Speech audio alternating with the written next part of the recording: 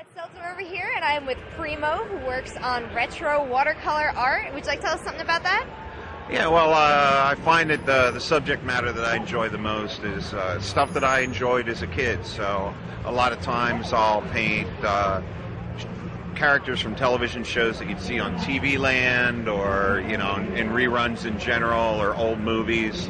Been a student of film my entire life. Love the old stuff, so that's what I brought to my art. It's my love for old movies and stuff like that. That's great. I noticed you have a lot of Batman over there. Is that a favorite, or do you have a different favorite? Well, yeah. I mean, he's Batman. And honestly, this is rather interesting to be here at this particular convention with Shatner and West both being guests. When I was a child, they were my heroes.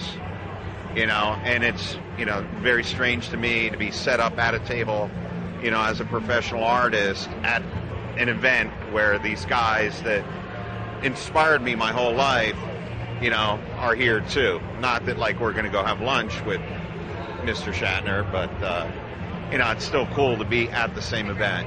Well, you can extend the invitation to him. I actually have to ask you, our viewers want to know, who's your favorite Batman character?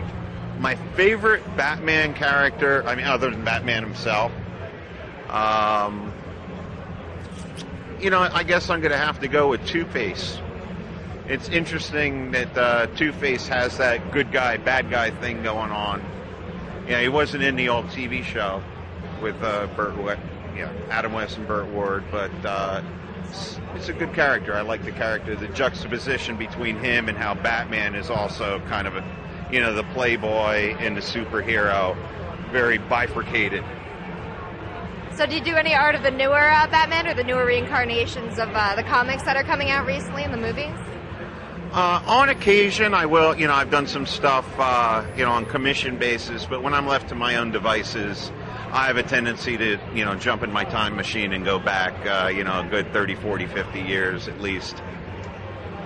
Oh, that's really great. And I also saw you were making Necronomicons. You want to tell us something about that? What got you started and how you got that idea?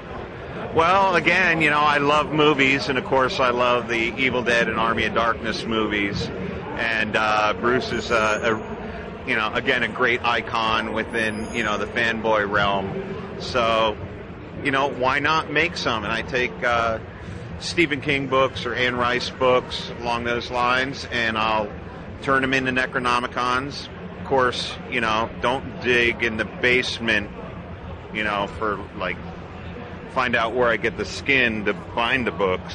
It's creepy. It looks very real. There's teeth sticking out and eye holes. Actually, you brought some of your art, not the Necronomicon, but who do you have here with us? Well, I brought a picture of Vincent Price as Egghead because I love old Vincent Price movies, and there it is.